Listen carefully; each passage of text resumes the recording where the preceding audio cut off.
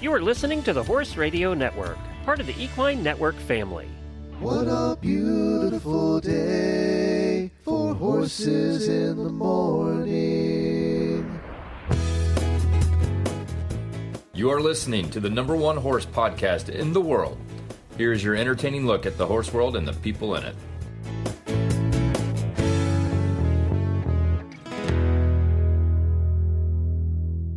I'm Megan Brady. And I'm Jennifer Hopton, and you are listening to Galloping Getaways for Thursday, July 25th. As always, we are on Horses in the Morning every fourth Thursday of the month and cover everything equestrian travel, brought to you by the Equestrian Travel Association. Good morning, Horse World. Ride away with us on this special monthly equestrian travel episode, brought to you by the Equestrian Travel Association. This month, we will be discussing African safaris on horseback. These safaris offer incredible opportunities to see a wide variety of wildlife in their natural habitats and experience stunning landscapes. We will also be chatting with Susan Hendricks Henry. She will be sharing with us her unique horseback safari experience in Kenya. So Megan, I was thinking today, preparing for this episode, about safaris. I haven't been on one. I'm not sure if you have either, but I've looked up some fun facts that I thought we could kind of start off with. And I guess the first one that really caught my attention is the definition of the term safari. Do you know its origination? I don't. Why don't you share it? So the term safari originated in East Africa during the colonial era, when European explorers would embark on expeditions to observe and hunt wild animals. I quite honestly didn't realize it dated kind of that far back, but it's fascinating to me. It's sort of, just kind of how that's rolled forward into what we view a safari as today. I guess the definition of a journey is a bit different for the way we have them now. They're 5, 6, 10 days. Yeah. But I thought that was one of those really sort of interesting facts that just I hadn't known. And yeah, I haven't known that either. So that's a really fun fact. And it's really interesting to see the evolution of it. Of the word. Yeah, I agree. There were some other ones that struck me and actually really got me excited about maybe one day, hopefully planning on going on a safari. And it's just the different wildlife encounters you have, the landscape in Africa, considering how many countries there are on the continent, right? There's a vast difference between you have mountains, hills, coastlines. I mean, just the ability to sort of tailor make your safari to whatever you want to see. And of course, the wildlife varies drastically from what we're used to here. But then also the opportunity to learn about different cultures and interact with local communities, I think it's certainly something that you can do if you go on an equestrian trip in other countries. But I just think Africa would be such a great place to go and really engage with the locals, and the cultures and the cuisines and things down there are something that I'm inspired. I would love to go and see at some point. Absolutely. It's definitely on my bucket list for sure. I haven't gotten there myself, but with the members that we have in the Equestrian Travel Association and talking with them and learning more about their trips and just seeing the pictures that they share and the experiences they share is just incredible. I can't even imagine riding on horseback and having a herd of giraffe come next to us. That would be just incredible. I've seen images of, lions and lionesses sleeping, and you're just standing there on a horse. And I'm like, oh my gosh, nothing like our dressage horses, huh?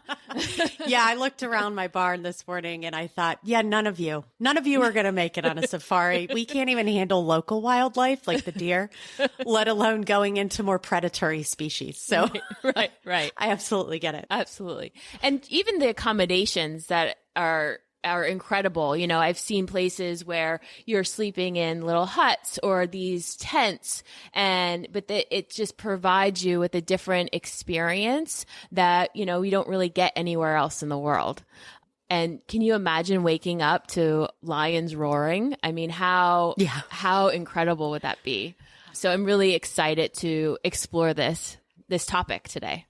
Yeah, I think it's really robust topic and type of horse activity, just kind of with all the different things that you can see. And also I was looking in during my research on it. And, you know, the nice thing is too, while obviously we are extremely passionate about the horseback portion of that and just the engagement with the horses, I didn't realize there are actually several other ways that you can enjoy a safari. So if you had, you know, my husband will get on a horse if I beg and plead. Has to be a really tall horse since he's 6'5", but nonetheless, he would get on. But I didn't realize that you have these other choices. There are game drives, walking safaris, hot air balloon rides for safaris.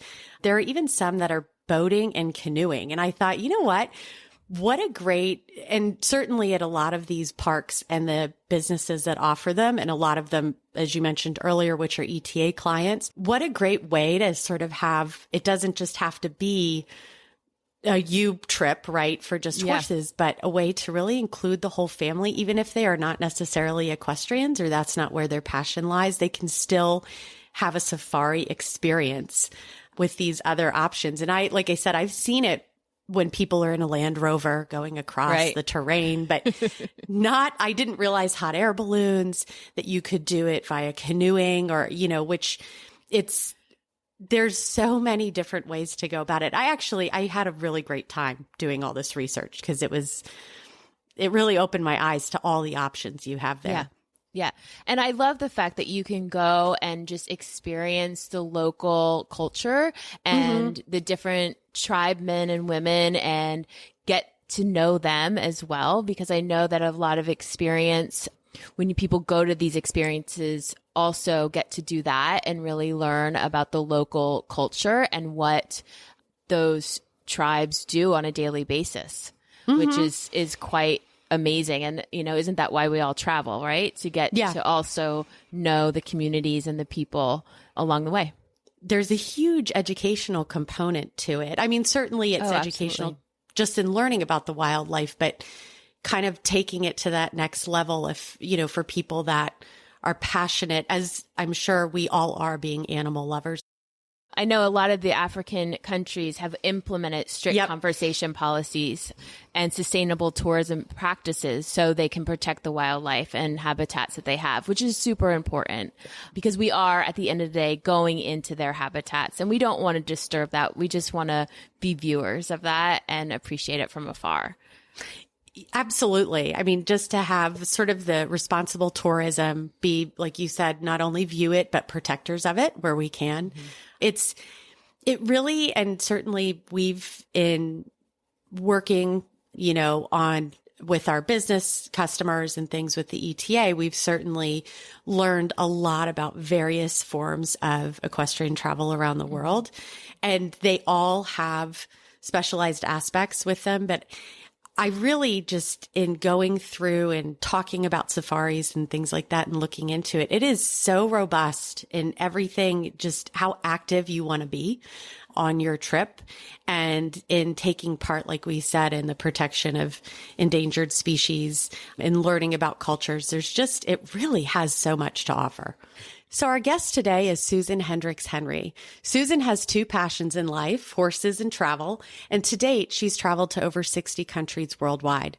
She's ridden in many of those countries, including Canada, Bali, New Zealand, as well as many countries in Europe, Central and South America, and Africa, most recently Kenya. Throughout her travels, she's found that a shared love of horses creates an instant bond that overcomes language and cultural barriers. Today, we'll be discussing her recent trip to Kenya on a horseback safari. Well, Susan, we've met so many years ago at the beginning of the Equestrian Travel Association. And at the time, you were traveling all over the world and are continuing to do so. So this is such a pleasure to have you on our show. And I'm so excited to hear about your trip. So what made you go on a horseback safari in Africa? Would you believe 40 years ago, I saw a picture in Condé Nast Travel of a Maasai warrior at the bridles of two gorgeous horses standing under a boab tree in the middle of the wilderness. And I said, I want to be there. And that image has stuck with my mind all these years. And I said, honey, my husband, can we please go to Kenya? It's been a dream of mine forever. And God bless him, as he usually does. He said, yes, let's go. Oh, what a good man. Yes, he is. And he doesn't even ride, but he understands my passions. And my passions are horses and travel. And God bless him. He says, let's go. I love bonus it. points. I love it. Yeah. Susan, have you done other safaris other than this one in Kenya? And what made you choose Kenya for this particular safari?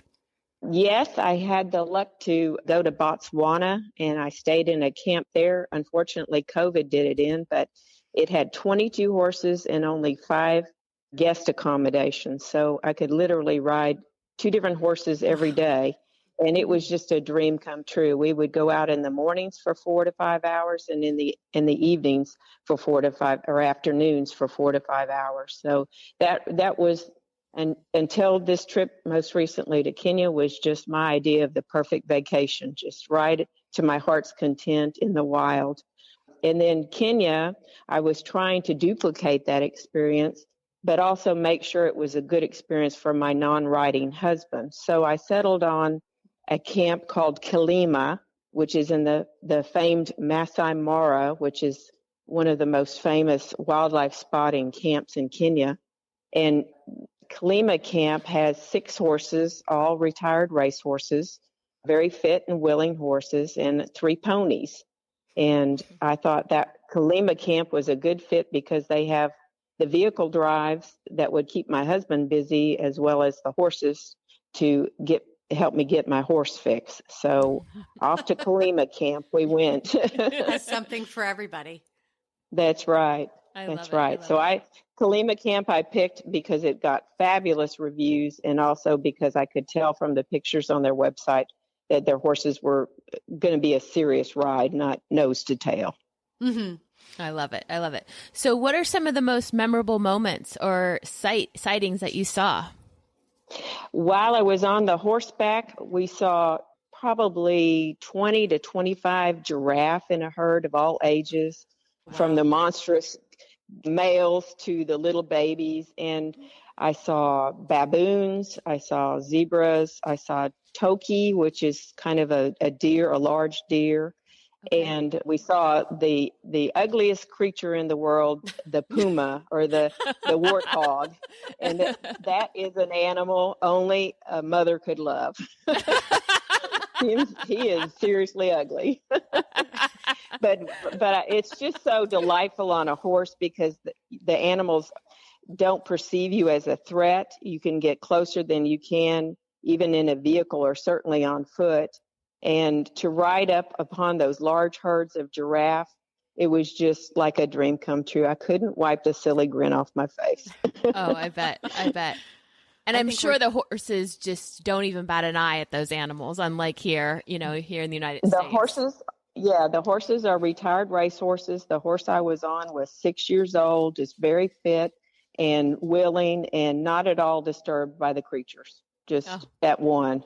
Yeah, that's and fair, it was also fun to be, the Maasai children were out herding their cattle, so we would ride through herds of cattle and or goats, and the little children were just, they look at you like you're just from outer space, but friendly, and just big, huge smiles and waving, and and they're out there barefoot herding their cattle, and it's quite an experience. I found the Maasai culture to be as interesting as the animals we saw. They dress in these bright colored robes and traditional garb, and our guide actually told me some stories about how for 3 months out of the year, he and some other men go out and live naked and barefoot in the bush.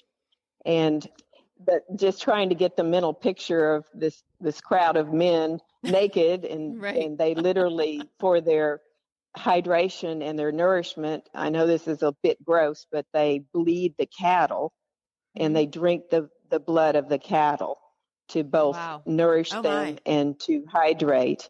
And I had one question for him. I said, well, so I'm trying to get this mental picture of you out in the bush for 3 months. And I'm just have one question. Do you take your cell phone? And he said, kind of sheepishly, he said, yes, we couldn't leave them at home. So I'm trying to imagine where he puts his cell phone when he's naked and barefoot in the bush. Right.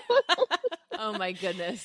Oh, so the attachment to the cell phone goes well beyond just our lives here. That's right.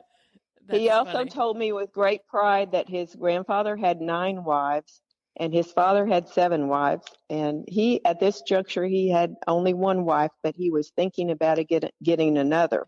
And I said, well, how do you go about that? And he goes, well, you pay the bride price. And I said, what is the bride price? And he said, 9 cows. So you have to trade in order to get your bride. You have to accumulate 9 cows and give them to the bride's father. It's called the bride price. Oh, goodness. Wow. It's like a whole other world. Can you imagine? Yeah. I love it. But lovely people, so open. And I literally teared up when I said goodbye to the staff at this camp because they were so genuine and so engaging and so interested in making sure we had a great time. And they did that in spades. They were just wonderful. Oh, how truly wonderful. Special. Yeah. I mean, just a great, well-rounded cultural experience. Absolutely. One of the most unusual experiences I had out on the safari was we'd seen quite a few ostriches, always in pairs and always at a distance from each other. And my guide said, I think they are going to mate. And I looked at the male and his neck was just bright red. And I go, how do you know, James? And he goes, see his neck? That's the sign. And so apparently when the male ostrich gets ready to do the deed, so to speak, his neck gets bright scarlet red. And sure enough, this particular male's neck was just as red can be. And no sooner had the guide said, I think they're going to mate, than that male made a beeline for the female, closed the distance in a matter of seconds. And then the guide says, first he has to dance. And sure enough, when the male ostrich got within 10 feet of the bride, he starts doing the goofiest ostrich dance you can ever imagine. His neck is zigzagging back and forth and sideways, and he's flapping his wings and he's stomping his feet. And she's looking at him with a little scrutiny. And then after he's done his jig for a while, she plops down on the ground and they do the deed. So, oh my God! Yes, How and we just happened to be there. Apparently, he walks around with his red neck for 7 days before he's ready to act upon it. And they only mate 3 to 4 times a year. So I just thought it was just really provident that we happened to be there when this whole procedure went about. Yeah. And I just felt lucky to witness it. Oh, you my really goodness. got the full experience. Yeah. I mean, the full experience. Yeah. Yes. Yes. But there's just so much to learn both about the animals and the people, and the whole experience was just really rewarding personally. I'm very glad we made it happen. Oh, that's so wonderful. And listening to that story and just getting to experience the wildlife in that way, it just brought chills to me, to be quite honest with you, just to be able to experience, all the things that you just described. Yes. And in many cases to do it from a horse's back, that just makes the dream come true. Absolutely. Absolutely. A total collision of my passions, adventure and horses. Yeah. So you said that your husband is not really an equestrian at all. So what? Not at all. No. Yeah. Were there other non-equestrian activities that you or your husband participated in? Absolutely. They would take you on nature walks. And then, of course, I believe they have 8 vehicles that you can do the driving safaris on. And you can't actually ride horses within the Masai Mara Park. It's frankly too dangerous because they have prolific cat populations, and the horse would probably be viewed as prey by the lions and the cheetahs and the leopards. But we saw rhinos, all 3 of the big cats. We saw a mother leopard up in a tree with a recent kill, introducing her baby to the taste of meat. We saw the very beginning that we went down to the border of Tanzania and saw the very beginning of the Great Migration. We were a little early in the season to see the massive herds, but we saw dozens of wildebeest coming across the border from Tanzania. And the zebra follow the wildebeest. The wildebeest are not known to be very bright, and the zebra let the wildebeest kind of lead the way and, identify the crocodiles and the lions, and then the zebras follow close behind. And the local zebras would come to meet the migrating zebras, and it was just a very social and touching sight to see the local zebras run out to greet the migrating zebras. Just really a raw, beautiful experience. The countryside was just beautiful, treed and rolling hills, and at this time they've just completed the rain, so it was very green and lush. That's really fascinating. I actually was talking with Megan earlier on about we had done some research on safaris, and I'd pulled just sort of 5 facts about safaris, 5 or 10, I think. And that wildebeest migration was one of the top in the list of just how, what an experience that truly is. So it's really exciting to hear you talk about it, because I remember that note and I thought, boy, that has to be absolutely, no pun intended, wild to watch. Something like that happen. Because all the predators, including the crocodiles, wait for them to cross the rivers. And once the first wildebeest goes, no matter what peril he encounters, all the rest just follow like lemmings into the river. Wow. And it's the river turns red with blood, and it's quite a sight to see. And, of course, the crocodiles are going at it, and the lions, and everybody's attacking them. But on they come, and they have about I think a 30% fatality rate on the migration. So wow. it's both, it's very dangerous for them, but the herds are so massive. Obviously, there's plenty that survive too. So I have to ask, with, you're riding, you were saying, for many hours during the day, and then of course you come back to the camp. How are the accommodations and the food? Our accommodations were luxury tents. They had hard floors, not dirt floors or anything such as that. They have hard wooden floors. They're very open to the breezes. They're very private. And in this particular camp, they're up on a huge escarpment looking out for thousands of miles across the Masai Mara. So you can actually see elephant and giraffe in the distance down below the camp. But because it is up high, it always has a breeze, which kept the mosquitoes down, which is wonderful. And the food was absolutely awesome. They catered, my husband and I are both vegetarians. They catered to our special diet just flawlessly with total ease. They serve beautiful soups, breads, cheeses.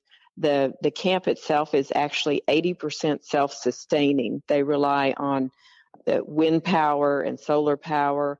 They have wells for their water, and they have a huge garden, and they grow most of their vegetables and harvest the meats that are also served there. So that just wonderful, tremendous hospitality in every form, from food to service to just making sure you're comfortable. And at night, when you go back to the tent, sure enough, they tucked little hot water bottles under our beds. Oh, really? And it was just such a fine touch. Yeah, it was just, it's not roughing it, it's glamping it in the best of style. Oh, well, that's wonderful. You got the true version of farm to table. I mean, yeah. Absolutely. That is And awesome. you can't help but appreciate how precious the nature that surrounds them in. And it's really comforting to know that they tread lightly. Mm-hmm. That's awesome. So we were hearing about all the wonderful things that had happened on your trip and the amazing things that you saw and got to experience. Did you encounter any challenges or unexpected situations while you're on your horseback safari? Yes, we would travel with one guide at the front and one guide at the rear. And we happened into, when we were going at a canter, we ran into I don't know what you call a big bunch of locusts. I don't know. It's not a herd or whatever you call a massive pod of locusts. We galloped right into them, and it was a bit of mayhem for the moment because the bugs were going in the horse's eyes and ears as well as the riders. So we all kind of went 3 different directions, but we were able to canter out of it and regroup, and on we went. But that was pretty wild. Yeah, I bet. Oh my goodness. I can't imagine. Yep. But other than that, I felt very safe. The horses were very adapted to the wildlife. It's very comfortable and exciting. That is just incredibly exciting. I mean, it, like Yeah. Megan said earlier, kind of gives you goosebumps hearing all about it and just Yes. everything you got to And I've experience. always loved elephants as much as I've loved horses. When I was a little kid, I thought if I had an elephant, nobody could pick on me. So I dreamed of having an elephant and a horse. So it was really fun to be able to spot elephant, from the horse's back. That's like two of my best friends in one place. Yeah, sort I of the love it. pinnacle. Yeah. Pinnacle of the trip. So you've been traveling all over the world. And how would you say your horseback safari compares to the other riding trips you've taken? I mean, just with the vast experience that you have. Absolutely the best. Absolutely. Other than perhaps riding in the countryside in Ireland and doing a few cross-country jumps, that was pretty good. But you cannot beat a horseback safari. If you're an animal lover and you're a horse lover, it's just like nirvana. It's all your passions in one place. And I found that this experience in Kenya was actually relatively affordable. Safaris in general are not a cheap vacation, but this particular camp was not wildly expensive. And by that, I mean, with all your game drives, your horse riding, your food, your liquor, everything included, it runs about $1,000 a night. Now that's expensive, but relative to other safari camps that I've researched, which can run anywhere from $3,000 to $5,000 a night per couple, this was a very affordable camp, and I could not recommend it more highly, both in terms of the quality of the horses, the quality of the riding, the food, the guides. The guides can make or break your trip. If they really want to put you on, if you say, James, today I'd really like to see a rhino, well, he would devote his whole day to making that dream come true. And so the guides really make a huge difference. And the guides at this camp were just beyond the pale, just wonderful. Oh, that sounds so wonderful. And it's definitely going to be on my bucket list. I'm going to have to add it to my bucket list for sure. Absolutely. Well, the camp name is Kilima, Kilima, and it's positioned right on the edge on an escarpment overlooking the famous Masai Mara, which is home to the Great Migration. I could not recommend it more highly. Oh, well, thank you so much, Susan, for sharing your experience and all I'm just so excited to have you on our show and and it's just been a pleasure to know you and follow your adventures throughout the year. And I'm so glad we are able to connect again through this experience. Me too. I can't wait to hear about your next one. Okay. Happy trails all. And if you're looking for a safari, you can go to rideeta.com and on our homepage, under type of experience, click on safari and all the safaris all over the world will come up and you can just choose the one that you want. Now it's time to take out your culinary passport and join us for our Gourmet Globetrotter segment with our recipe of the month. So we're back with Susan. And Susan, we know that you had such a wonderful trip to Kenya and you shared about not only your travels, but also the great accommodations and cuisine. So along your trip, what was one of your favorite recipes that you came about? The camp in which we stayed, Kilima Camp, had a marvelous chef. The evenings were 4-course meals, and they always started the meals with some wonderful soup made with the ingredients out of their own garden. And one of my favorites, and it was just the perfect comfort food because there was a little chill in the evening. And my favorite soup they served was potato leek, and it just made you feel comforted. So the potato leek soup was a favorite, as well as a pumpkin soup they served another night. But it was a perfect way to start a meal and start a glorious evening in the bush. Awesome. I love it. And we will put that in our show notes so you can see the recipe for yourself. So Jennifer, this is our last podcast together because you're moving on to bigger and exciting things in your life. I'm sad, but I'm looking forward to seeing what the future holds for you. We will still be continuing with the podcast here, and we wish you all the best. Thank you so much. It's been fun. We hope you have enjoyed trotting along with us and discovering new destinations on horseback. Until next time, saddle up, explore the world, and may your travels be filled with horses and happiness.